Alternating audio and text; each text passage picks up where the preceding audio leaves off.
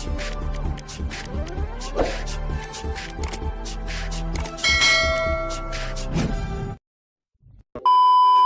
ডিভিশনের ক্ষেত্রে আমরা একটা ছোট ইতিহাস দেখে নেব। 1883 খ্রিস্টাব্দে Van Beneden first coined meiosis cell division, অর্থাৎ মিয়োসিস কোষ বিভাজন সম্পর্কে প্রথম উল্লেখ করেন সেটা হচ্ছে বিজ্ঞানী ভন বেনেডেন, সেটা হচ্ছে 1883।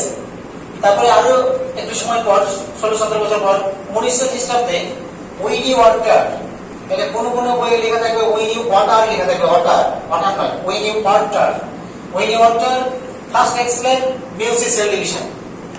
মিয়োসিস বা হাস বিভাজন সম্পর্কে প্রথম তিনি ব্যাখ্যা দেন, এক্সপ্লেন করেন, তিনি হচ্ছেন উইনি ওয়াটার। তারপর 1905 জেমি ভার্নে এবং মুর নেমিং মিয়োসিস টার্ম বা মিয়োসিস সেল ডিভিশন, এখানে লেখাটা একটু ভুল হয়েছে, নেমিং হচ্ছে মিয়োসিস, অর্থাৎ ওই যে বিভাজনটার কথা এনারা উল্লেখ করলেন বা ব্যাখ্যা করলেন, সেই বিভাজন হাস বিভাজনের নামকরণ করলেন মিয়োসিস বা মিয়োসিস সেল ডিভিশন। সেটা কোথা থেকে এসেছে? গ্রিক শব্দ মিয়ম, শব্দের অর্থ টু রিডিউস, মানে কমে যাওয়া, হ্রাস হওয়া, বিভাজনের সময় ক্রোমোজোম সংখ্যা কমে যাওয়া, সেটাকে বলছে মিয়োসিস। যেমন হচ্ছে এটা সেল, এটা হচ্ছে প্যারেন্ট সেল। এই প্যারেন্ট সেলের এখানে যে ক্রোমোজোম রয়েছে যেটা হচ্ছে 2n মানে মানুষের যদি আমরা ধরি তাহলে হচ্ছে 46।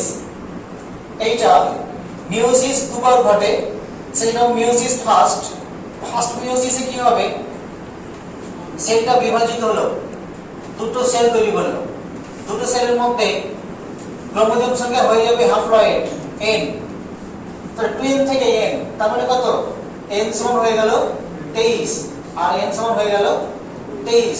তার মানে প্রথম মিয়োসিসের পর ক্রোমোজোম সংখ্যা মাতৃ কোষের থেকে অর্ধেক হয়ে গেল, হাফ, হ্যাপ্লয়েড n সংখ্যা হলো 23, প্যারেন্ট সেল কত ছিল, ডিপ্লয়েড, 2n সমান আছে 46 বা 46। ওকে, আবার মিয়োসিস 2 অংশগ্রহণ করলো, মিয়োসিস 2 তে আবার এই সেল দুটো বিভাজিত হবে, হয়ে যথারীতি এখানে 4টা সেল তৈরি হবে, এই 4টে সেলের মধ্যে প্রত্যেকটা হবে হ্যাপ্লয়েড করে, অর্থাৎ n n n n। দ্বিতীয় মিয়োসিসে কিন্তু প্রথম মিয়োসিসের অনুরূপ রয়েছে ক্রোমোজোম, n সমান এখানে প্রত্যেকটাতে রয়েছে 23, সেই জন্য দ্বিতীয় মিয়োসিসকে বলা হয় সদৃশ্য বিভাজন। ওকে, দ্বিতীয় মিয়োসিসকে বলা হয় সদৃশ্য বিভাজন। এগুলো কেন কিভাবে হচ্ছে সেটা ব্যাখ্যা যখন মিয়োসিস কমপ্লিট করব আমি, তখন ব্যাখ্যাটা তোমাদেরকে একদম তুলে ধরবো, তার আগে তোমরা বুঝে যাবে, পড়তে বুঝে যাবে, লাস্টে আমি জাস্ট পূরণ করে দেবো জায়গাটা। তাহলে একটা সেল প্যারেন্ট ফার্স্ট মিয়োসিস অংশগ্রহণ করার পর ডিপ্লয়েড থেকে হয়ে গেল হ্যাপ্লয়েড, সংখ্যা দিয়ে আমরা হিসাব দিয়েছি 46 থেকে হয়ে গেল 23। নেক্সট মিয়োসিস অংশগ্রহণ করলে তার হচ্ছে মিয়োসিস 2, সেখানে হয়ে গেল যে এটা থেকে দুটো আর এটা থেকে দুটো, 4টে সেল তৈরি হলো। তার মানে আলটিমেট মিয়োসিস সেল ডিভিশনের মাধ্যমে কত, একটা প্যারেন্ট সেল থেকে আলটিমেট 4টে সেল তৈরি হবে। দ্বিতীয় মিয়োসিসের পর আমরা যে সেলগুলো পেলাম সেখানে কিন্তু ক্রোমোজোম সংখ্যা আর কমে যায়নি, n সমান 11.5 হয়ে যায়নি, n সমান 11.5 হয়নি, 23 এর অর্থে কত হয় 11.5, সেটা কিন্তু হয়নি, n সমান 23ই রয়েছে। অর্থাৎ দ্বিতীয় মিয়োসিসটা হচ্ছে সদৃশ্য বিভাজন, কোনটার সঙ্গে, প্রথম মিয়োসিসে উৎপন্ন কোষের যা ক্রোমোজোম আছে তার সদৃশ্য ক্রোমোজোম মিয়োসিস 2 পরে উৎপন্ন কোষে রয়েছে। এটা কেন কিভাবে হচ্ছে এই জিজ্ঞাসাটা আমাদের থেকে গেল আজকের জন্য। এটা যখন নেক্সট টাইম আমরা এগিয়ে যাব তখন তোমরা নিজেরাই বুঝে যাবে, আমাকে আর আলাদা করে বলতে হবে না যে কেন মিয়োসিস 2 কে আমরা সদৃশ্য বিভাজন বলছি বা ইকুয়েশনাল ডিভিশন, আর মিয়োসিস 1 কে রিডাকশনাল ডিভিশন বা হ্রাস বিভাজন কেন বলছি, কেন ক্রোমোজোম এখানে কমে গেল আর এখানে ক্রোমোজোম একই থাকলো কেন, এটা আমাদের প্রশ্ন থেকে গেল পরবর্তী ক্লাসগুলোর জন্য। মিয়োসিস কোথায় কোথায় সংগঠন হবে বলো, কে বলবে? জনন মাতৃকোষে। তাই যৌন জননকারী জীবের জনন মাতৃকোষে, অর্থাৎ গোনাড পার্টে, যেমন ম্যামালসের ক্ষেত্রে যদি বলি শুক্রাণু বা ডিম্বাণু, অর্থাৎ পুরুষের ক্ষেত্রে শুক্রাণু যেখানে উৎপাদন হয় সেই টেস্টিসে, মহিলাদের ক্ষেত্রে ডিম্বাণু উৎপাদন হয় ওভারির মধ্যে, এখানে হচ্ছে মিওসিস সেল ডিভিশন দেখা যাবে। উদ্ভিদের ক্ষেত্রে, প্ল্যান্টের ক্ষেত্রে আমরা দেখব পরাগধানী বা ডিম্বথলির মধ্যে, সেখানে বা ওভারির মধ্যে সেখানে ডিম্বাণু উৎপাদন এবং পরাগথলির মধ্যে পরাগরেণু উৎপাদন, সেখানে আমরা মিওসিস সেল ডিভিশন দেখতে পাবো। আর রেণু মাধ্যমে যারা বংশ বিস্তার করে স্পোরিক যাদের, তাদের রেণুস্থলী বা রেণুমাতৃক কোষে মিওসিস সেল ডিভিশন দেখা যাবে। আরো একটা জায়গায় আমরা মিওসিস সেল ডিভিশন দেখতে পাবো, সেটা হচ্ছে যে কিছু জাইগোটিক কোষ, অর্থাৎ জাইগোট গঠন হওয়ার পর সাধারণত মাইটোসিস হয়। জাইগোট গঠন হওয়ার পর সাধারণত মাইটোসিস হয়। এমন কিছু আমরা উদাহরণ দেখবো যে সেখানে জাইগোটের মধ্যে মিওসিস হচ্ছে। এই অনুযায়ী মিওসিসের টাইপ করা বলে দিই। টাইপ অফ মিওসিস,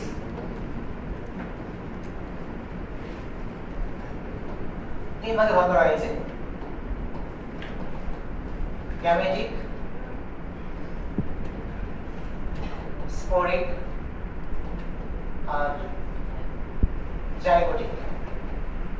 গ্যামেটিক বা তোমার টার্মিনাল ডিভিশন, টার্মিনাল মিওসিস, আর স্পোরিক বা ইন্টারমিডিয়েরি। গ্যামেটিক और টার্মিনাল মিওসিস, স্পোরিক বা ইন্টারমিডিয়েরি,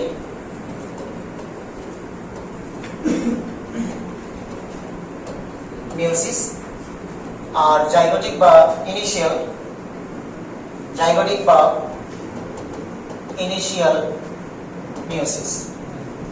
তাই মিওসিসকে তিন ভাগ করলাম: গ্যামেটিক, স্পোরিক এবং জাইগোটিক। গ্যামেটিক যেটা আমি একটু আগে আলোচনা করলাম, যে গোনাড, গোনাড পার্ট, মুখ্য জননাঙ্গ, সেখানে যে মিওসিস সেল ডিভিশন দেখা যাবে।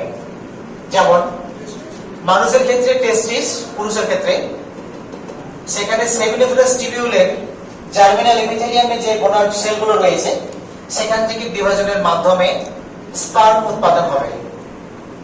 ঠিক আছে, আমি একটা উদাহরণ দিলাম। একটু আগে আমি সেগুলো আলোচনা করলাম, মুখে, উদ্ভিদেরও বললাম, প্রাণীরও বললাম। আমি এখানে একটা জাস্ট উদাহরণ দিলাম। এটা হচ্ছে গ্যামেটিক বা টার্মিনাল মিওসিস। এই মিওসিস হওয়ার আগে প্রথমে কয়েকবার মাইটোসিস হবে, তারপর এই মিওসিস সেল ডিভিশনের পর জাস্ট ক্রোমোজোমগুলোকে হ্যাপ্লয়েড করে দেবে। মানুষের ক্ষেত্রে পুরুষের টেস্টিসে গ্যামেটিক মিওসিস দেখা যায়।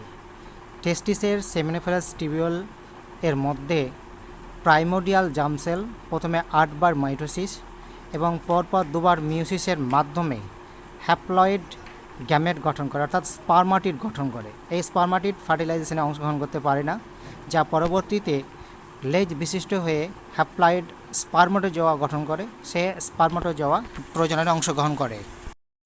স্পোরিক রেণুস্থলী যেখানে তৈরি হয়, রেণু, দেখবে আমাদের এখানে পার্থেনিয়াম বলে একটা উদ্ভিদ আছে, দেখাবো আমি।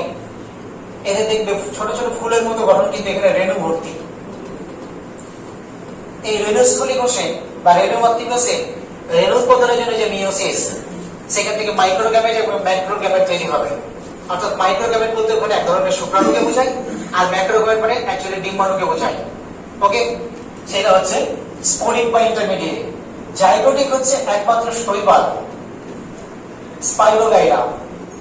এই যে স্পাইরোগাইরা, এর ক্রোমোজোম সংখ্যা হচ্ছে হ্যাপ্লয়েড। এর ক্রোমোজোম সংখ্যা হ্যাপ্লয়েড। তো এর যখন ফার্টিলাইজেশন হয়, অর্থাৎ যৌনজননের মতো যখন অংশগ্রহণ করে, তখন স্পাইরোগাইরার হ্যাপ্লয়েড আর হ্যাপ্লয়েড জুড়ে হয়ে যায় ডিপ্লয়েড। তাহলে যেটা গঠন করে সেটা ডিপ্লয়েড হয়ে গেল। তাহলে এই ডিপ্লয়েড যদি হয়ে যায়, তাহলে আগের প্যারেন্টের ক্রোমোজোম সংখ্যা ছিল হ্যাপ্লয়েড, আর অপত্য হয়ে গেল ডিপ্লয়েড। তাহলে বংশগতির ধারাবাহিকতা মেনটেন হবে না, বা প্রজাতির যে অস্তিত্ব সেটা থাকবে না, মিসম্যাচ করবে। সেই জন্য কি হবে, এখানে এটা জাইগোট গঠনের পর মিওসিস হবে, দিয়ে আবার হ্যাপ্লয়েডে ফিরে যাবে। জাইগোট গঠনের পর মিওসিস হবে, দিয়ে আবার হ্যাপ্লয়েডে ফিরে যাবে। তখন আমরা এটাকে বলছি জাইগোটিক বা ইনিশিয়াল মিওসিস। এটা সাধারণত কোথায় দেখা যায় বললাম, স্পাইরোগাইরা যে শৈবাল রয়েছে, সেই শৈবালের ক্ষেত্রে এটা আমরা দেখতে পাবো। ওকে, এবার হচ্ছে মিওসিস সেল ডিভিশনের একটা আউটলাইন স্ট্রাকচার। এটা একটু বানিয়ে দিই।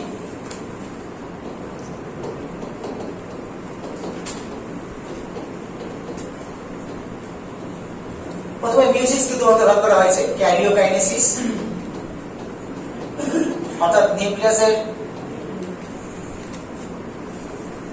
নিউক্লিয়াসের বিভাজন, আর একটা পার্ট হচ্ছে সাইটোকাইনেসিস।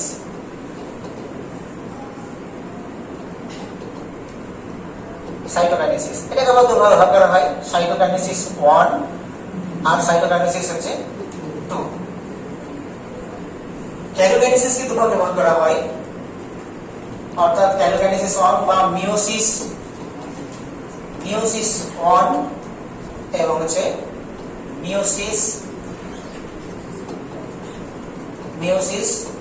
2। ওকে, এবার এই মিওসিস 1 কে ভাগ করা হয়েছে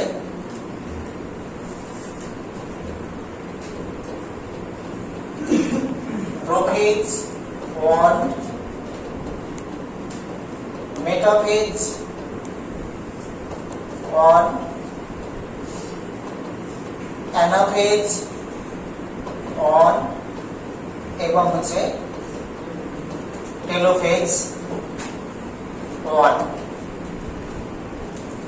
প্রোফেজকে ভাগ করা হয়েছে লেপ্টোটিন,